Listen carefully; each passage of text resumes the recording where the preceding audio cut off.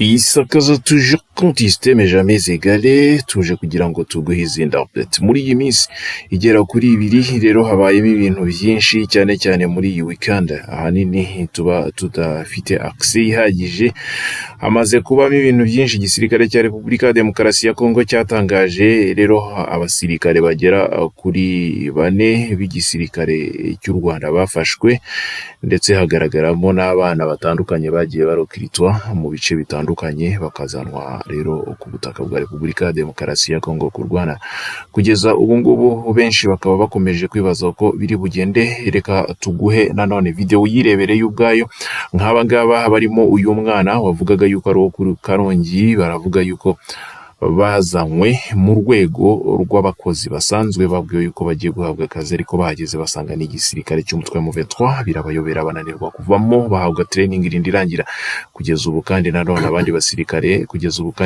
basirikare bagera kuri 4 bakaba baragaragaye nabo bari gutanga amakuru bagaragajwe rero na Bomusa ni General Sylvain Ekenge Bomusa akaba yabagaragaje rero ku rubuga rero rutandukanye rwa internet abandi bagiye babifata mu video bagiye bayafata kuva kuwa gatanu hakomeje kugenda hagaragara ibintu byinshi bitandukanye ndetse hanasohotse na raporo ya Loni yakomeje kugenda igaragaza yuko violence ikomeje kugenda iba ngari cyane. Iyi raporo ya Loni kaba yaragiye igaragaza yuko ibice byose bifitwe n'umutwe wa M23 bifite caractère généralisé cyane cyane y'intambara na crime contre l'humanité.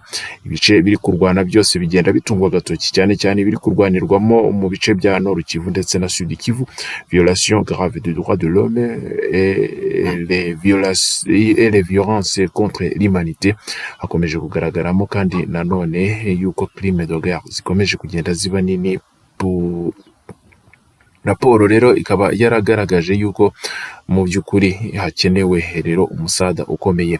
HCDH ni rero abafatanyije na FFM mu gukora rero iyi raporo. Iyi raporo iravuga yuko hakomeje kugaragara kuva mu byo kuwa 5 Septembre rero hakomeje kugaragara nanone nyuma ya raporo ibikorwa bibi cyane by'ubwicanyi kandi hakomeje kugaragara yuko iyi raporo isurinya ku mutwe wa M23 ukomeje kugenda ukora formation mu bice bitandukanye ugakora renseignement ukakora recrutement kandi bifashwa n'igisirikare cy'igihugu cy'u Rwanda mu bice bikomeje kugenda bigaragara yuko bikontororwa n'izi forces zitandukanye z'abagreseri birimo Nord Kivu ndetse na Sud Kivu.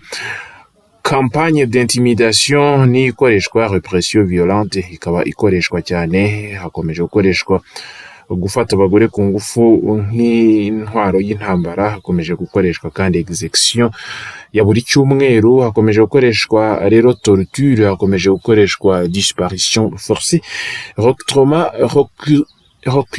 forcé ikomeza kwibanda ku bana batoya hakomeje kandi kugenda hagaragaramo ibikorwa byo kumenasa n'iterabwoba ku baturage hakomeje kugaragaramo gufata abagore ku ngufu ndetse no kubarundanyiriza hamwe kubagira imfungwa z'intambara ndetse n'abacakara b'igitsina. Kugeza ubu abamambre b'umutwe wa M23 bakaba bakomeje gukora mu by'ukuri violence sexuelle généralisée ndetse ahanini hakaba hakomeje kugaragaramo viol collectif ndetse n'ibindi bitandukanye birimo esclavage sexuel. Abagore bakomeje guhura n'ibibazo kandi nanone hakaba hakomeje no kugaragaramo ikindi ikitabagaho cyo gufata abana b'abahungu ku ngufu mu buryo bugaragara. Hakomeje kugaragaramo nyine iyi essence ya LGBT ndetse yo gufata ku ngufu abana b'abahungu n'abagabo ndetse ibi bikaba bikomeje kugenda bigaragaza rero yuko ari ikibazo kuko abana bagera ku 100 bose byagaragaye yuko bafashwe ku ngufu mu kibuno n'umutwe rero w'abantu ngo bavuye mu bice bikontororwa n'umutwe wa M23. Amaraporo akomeje kugenda agaragaza yuko iyi conflict ikomeje kugenda iba nini cyane kandi iyi raporo ikabivuga yuko ngo mu by'ukuri territoire umutwe wa M23 ukontorora ukomeje kugenda igaragaramo ubupede bwinshi cyane ndetse yewe hakaba hakomeje kugenda bivugwa yuko crime contre l'humanité ikomeje kuba nini kubera yuko ngo hari kurokitwa ngo n'abantu batandukanye bema discipline kugeza ubu. Kandi abazarendo nabo bakomeje gushinjwa kugira ibikorwa bitari byiza bakora, ubwicanyi ndetse n'ubusahuzi. Igisirikare cya FARDC kikaba gishinjwa kurebera ndetse ngo no kutagira icyo gikora, ndetse igisirikare cya Repubulika ya Demokarasi ya Kongo cyo cyatangaje yuko kidakontorora abazarendo kuko ari abaturage bahisemo kurwanira igihugu cyabo kandi ari force ami, ndetse ngo batagamije inabi kuri FARDC. Viole collective ni ikibazo gikomeje kugenda kigaragara, ndetse raporo ikaba ikomeje kugaragaza yuko Repubulika ya Demokarasi ya Kongo n'igihugu cy'u Rwanda bafite responsabilité yo guhagarika intambara, nubwo bikomeje kugaragara yuko intambara idahagarara. Obligation yo guhagarika intambara cyane cyane ngo ireba Repubulika ya Demokarasi ya Kongo ko ariyo ikomeje guhura n'akababaro cyane cyane ku baturage bayo. Amaorganisation internationale ashinzwe kurinda abasivili contre les crimes, kurinda abasivili ibyago bitandukanye biterwa n'intambara, akaba akomeje gusaba Repubulika ya Demokarasi ya Kongo gukora iyo bwabaga kugira ngo intambara irangire. Iyi raporo iravuga yuko kandi igihugu cy'u Rwanda gikomeje kuba responsabilize muri violence directe zikomeje gukorwa n'umutwe wa M23 kuri territoire ya Repubulika ya Demokarasi ya Kongo. Ni allegation cyane cyane zikomeje gutunga rero urutoki presence y'igisirikare cy'igihugu cy'u Rwanda ku butaka bwa Repubulika ya Demokarasi ya Kongo. Iyi raporo kandi irakomeza ivuga yuko hakomeje kugaragara aggravation y'ibikorwa byo gukora ibyaha ku ruhande rwo kuri ligne de front, cyane cyane muri Nord Kivu ndetse no muri Sud Kivu, ndetse hakomeje no kugaragaza yuko kandi abaturage bakomeza kwatakwa ndetse imisada yabo ikaba yatorokeshwa n'igisirikare ngo cy'umutwe wa M23. Kugeza ubu circonstances zikomeje kugenda ziba nini, ndetse yewe umutwe wa M23 ukaba ukomeje kugaragara muri raporo zitandukanye. Turakomeza tugukurikiranire gatanu ku kandi Isakaza tuje contiste mais jamais égalé. Turagaruka mu kanya. Isakaza tuje contiste mais jamais égalé, tuje kugira ngo tukugezeho andi makuru. General Gasita akomeje guhinduka ikibazo cyane cyane kuko hakomeje gushinjwa igisirikare cyo kikakomeza kumudefenda. Igisirikare cya Repubulika ya Demokarasi ya Kongo FARDC kiravuga yuko byanze bikunze kitanoma umugenerali na controle rero iyo ariyo yose kigendeye rero ku bushake bw'abasivili. Igisirikare gikora ibyacyo uko kibishaka. Kugeza ubu ariko abasivili bo barerekana yuko ngo nta sutiye bahaye igisirikare nta cyakorwa.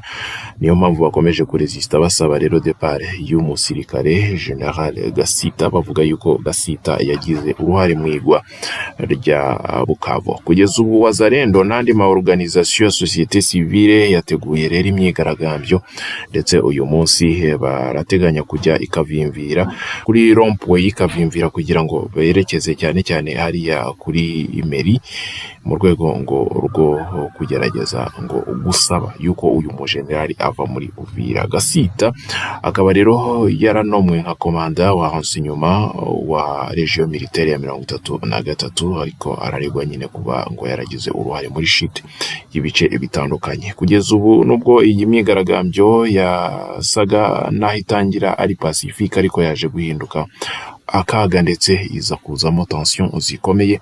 Igisirikare kiza gukoresha ingufu byatumye habaho ikibazo gikomeye cy'umutekano. Kugeza ubu rero operation zirakomeje, decision y'umukuru w'igihugu ikomeje kugenda iba ikibazo, ndetse General Gasita barasaba yuko ava ku butaka bwa Uvira. Ni mu gihe kugeza ubu ngubu igisirikare cya Repubulika ya Demokarasi ya Kongo gikomeje gushinja kandi igisirikare cy'umutwe wa M23 ko exploiter identité tutsi ya General Olivier Gasita kugira ngo bamanipire opinion rero y'abaturage. Baravuga ngo izo ni manevre z'umwanzi rero cyane cyane zigamije kudiviza abanyekongo, ndetse ngo no kudiviza abazarendo ngo kuri force régulière za Repubulika ya Demokarasi ya Kongo, ndetse no ku mukuru w'igihugu bikomeje kugenda biteza ikibazo. Perezida wa Repubulika ya Demokarasi ya Kongo akaba rero akomeje kugenda akora manevre zishoboka zo kugarura umutekano, ariko zigahura n'ibibazo nk'ibi ngibi.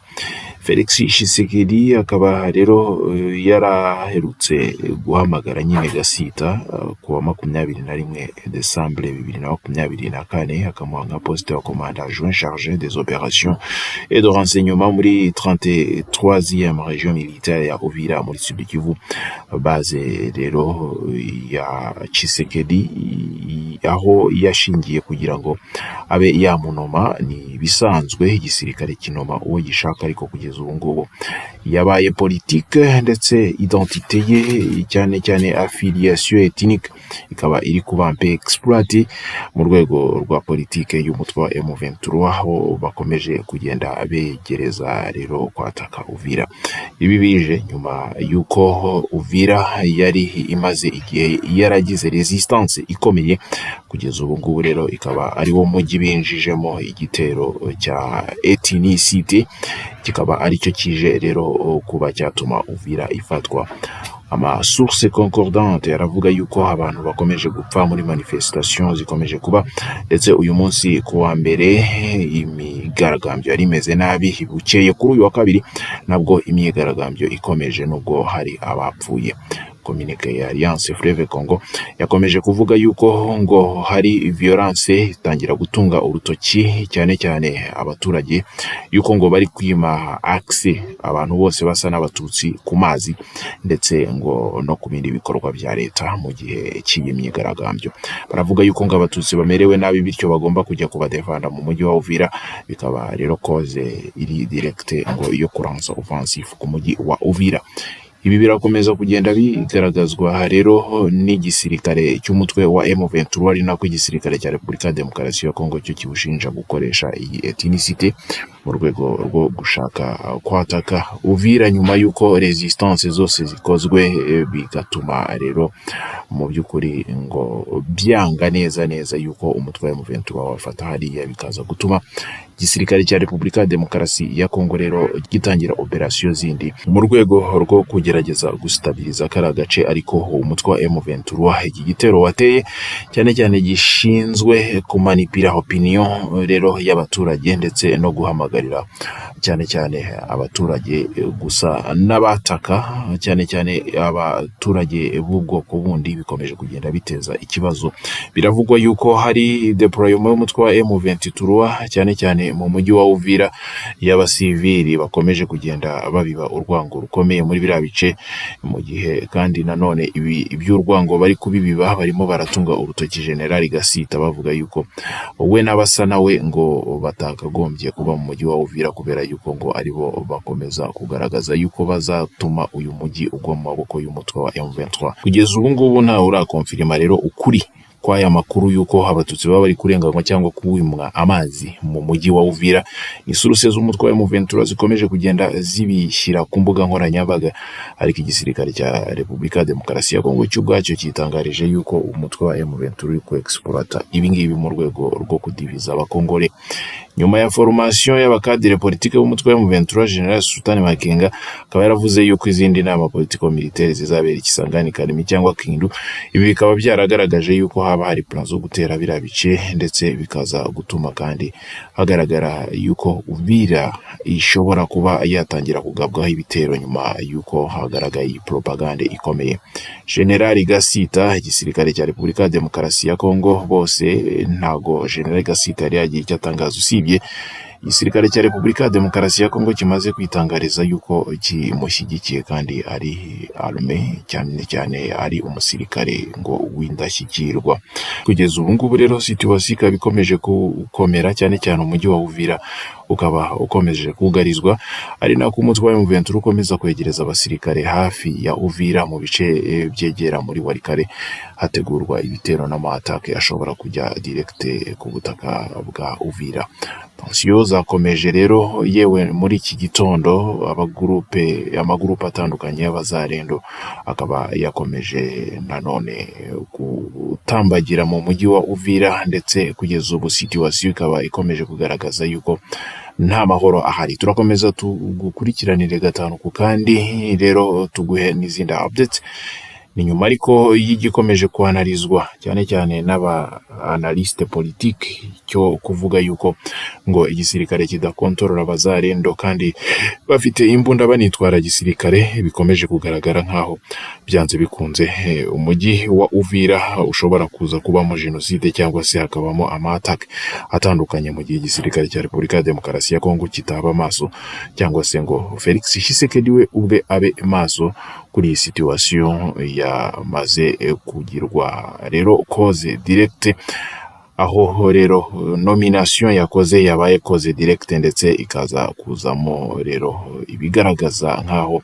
ari situation ikomeye. Iyi myigaragambyo yateguwe rero ikaba irimo amagurupe atandukanye, irimo imyigaragambyo y'abazarendo bakomeje kugaragaza cyane cyane ubufungamutwe ndetse no kubangamira icyemezo cya perezida, ikaba kandi irimo n'abandi bari kugenda bongeramo umuriro w'ubwicanyi ndetse n'ibikorwa bibi cyane cyane b'abasirikare ndetse n'abasivili bashyizwe muri uyu mujyi n'umutwe wa M23 mu rwego rwo gukomeza kugenda bagerageza guhitana buri muntu uwo ari we wese ushobora kuba yaba agaragaza apparence physique nk'iya General Gasita kugira ngo ibi byaha babyikoreze abarimo kwigaragambya banga General Gasita ndetse Repubulika ya Demokarasi ya Kongo yo yakwikorezwa jenoside. Turakomeza tugukurikirana gatanu ku kandi isakaza tuje konti systeme jenoside gare turagaruka mukanya. Kwizera kudahwema kudukurikirana gatanu ku kandi. Uyu munsi turi ku 9 z'ukwezi kwa 9 rero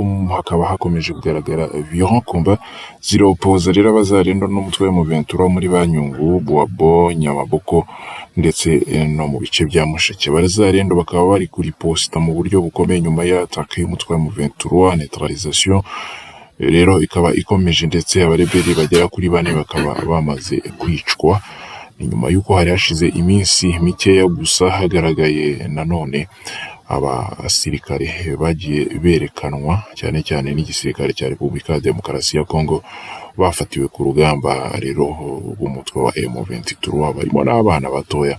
Hari nako kandi nanone igice cya Uvira cyo gikomeza guhirima ndetse bitewe n'ibikorwa bikomeje gukorwa n'umutwe wa M23 ama operation yaranse nyuma y'umutwe wa M23 akomeje kugenda yongera abazarendo fake muri Uvira ndetse abo bazarendo fake bagakora imitwe yitandukanye yo guhiga bukware rero abatutsi ndetse no guhiga bukware bamwe mu bazarendo banyabo, bikaba ibi byose biri kugenda bita bishyirwa ku bazarendo kandi biri gukorwa n'abazarendo pro M23.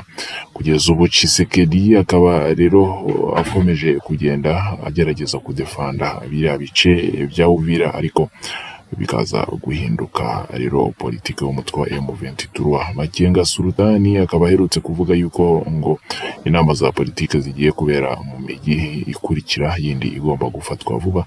Ibi bikaba bikomeje kugenda biba ikibazo cyane cyane ku buyobozi bwa Repubulika ya Demokarasi ya Kongo nyuma yuko bikomeje kugaragara yuko hakomeje gutakaza rero ibice bitandukanye, kontrole yabyo igakomeza kujya mu mutwe wa M23 umunsi ku wundi. Igisirikare cya Kongo ntago cyari cyatangaza cyane cyane ku bijyanye na reaction rero mu gisubizo cyeruye nimba koko ibi bice bizafatwa mu nama zikurikira z'umutwe wa M23. Igihari nuko igisirikare cyo cyamaze gutangaza yuko gishyigikiye rero presence y'umuyobozi cyashyize kuri renseignement muri Repubulika ya Demokarasi ya Kongo ku gice cya Uvira, aho rero Sylvain Ekenge Bomusa yavuze yuko byanze bikunze batanoma abasirikare bakurikije gushaka kw'abazarendo. Mu gihe raporo nyinshi zikomeje kugenda kandi zigaragara zikomeje gushinja Repubulika ya Demokarasi ya Kongo participation ngo mu ntambara, aho kandi Kongo ikoresha ngo aba FDLR, aho kandi rero Repubulika ya Demokarasi ya Kongo yahakanye yivuye inyuma gukorana na FDLR nk'uko bikomeje kugaragara rero muri aya maraporo.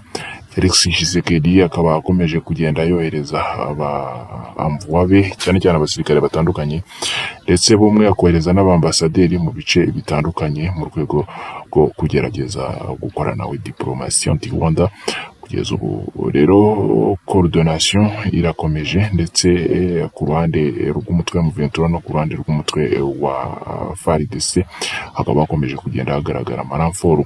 Ni mu gihe kandi recruitment ikomeje ndetse umutwe wa M23 ukaba ukomeje kugenda umobiliza abasivili mu rwego rwo kubaha imyitozo ndetse no kubaha rero amaformation y'imiyoborere, ari nako Repubulika ya Demokarasi ya Kongo ku rundi ruhande nayo ibikora. Abanyekongo bakomeje kugenda bahura n'izi ideology ndetse zaba pro FARDC ndetse na pro M23, bikaba bikomeje kugenda bigabanya ibice bitandukanye birimo Sud Kivu ndetse na Nord Kivu.